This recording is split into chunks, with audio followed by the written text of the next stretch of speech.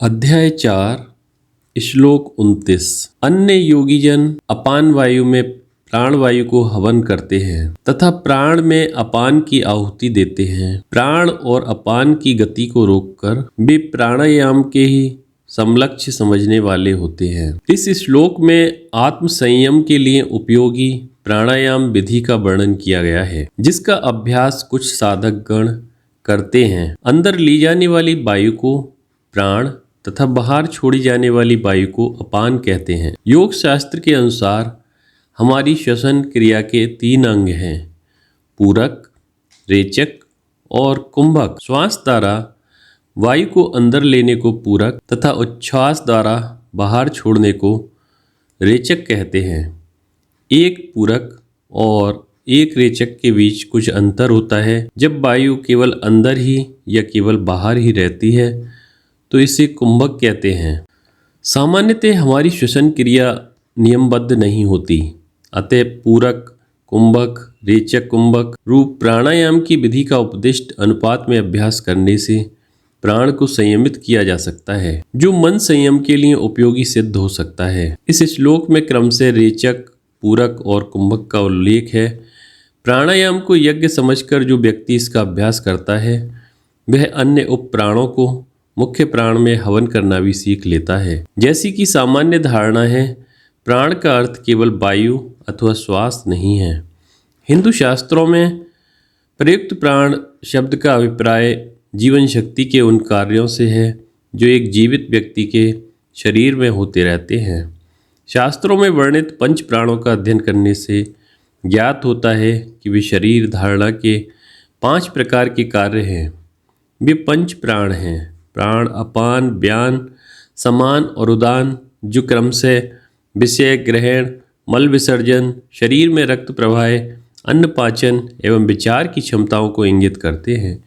सामान्यतः मनुष्य को इन क्रियाओं का कोई भान नहीं रहता, परंतु प्राणायाम के अभ्यास से इन सबको अपने वश में रखा जा सकता है।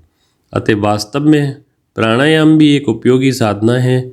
अगले श्लोक में अंतिम 12वीं प्रकार की साधना का वर्णन किया गया है। अध्याय 4 श्लोक 30। दूसरे नियमित आहार करने वाले साधक जन प्राणों को प्राणों में हवन करते हैं।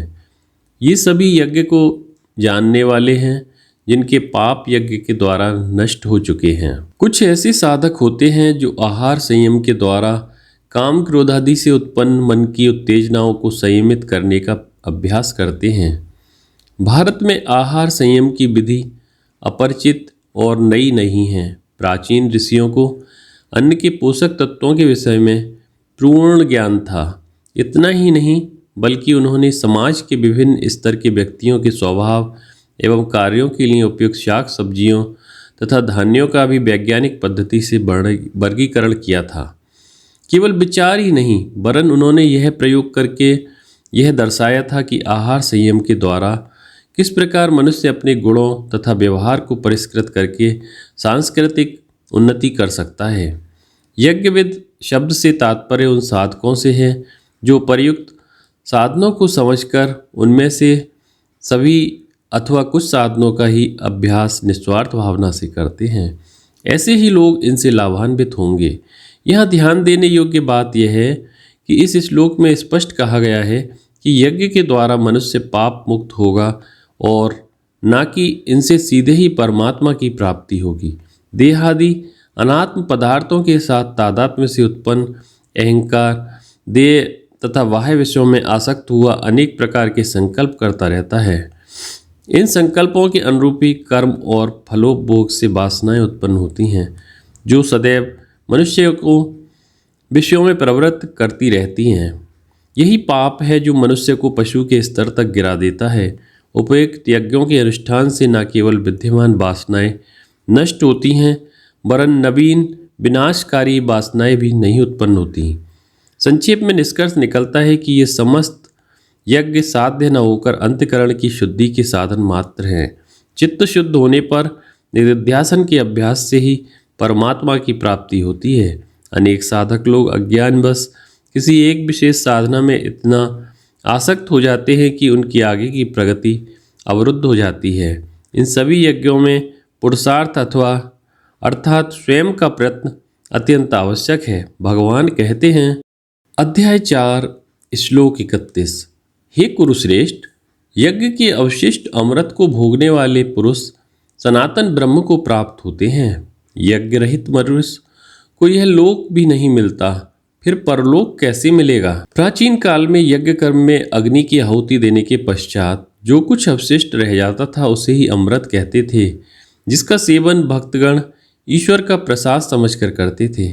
उनका यह विश्वास था कि भक्ति पूर्वक इस अमृत सेवन से अंतःकरण की शुद्धि हो सकती है। इस रूपक के आध्यात्मिक लक्ष्यार्थ पर विचार करने पर ज्ञात होगा कि अवशिष्ट अमृत का अभिप्राय उपर्युक्त यज्ञों के आचरण से प्राप्त फल से है। इन यज्ञों के आचरण का फल है आत्मसंयम अथवा दूसरे शब्दों में संगठित व्यक्तित्व।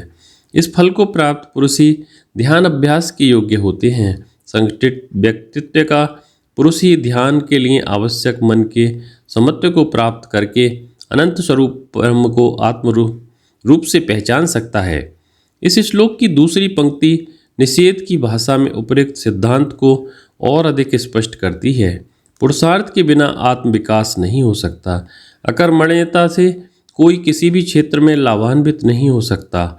निस्वार्थ कर्म के बिना जब इस लोक में ही कोई शाश्वत फल नहीं प्राप्त होता, तब परलोक के संबंध में क्या कर सकता है। इस स्थान पर दो शंकाएं मन में उठ सकती हैं।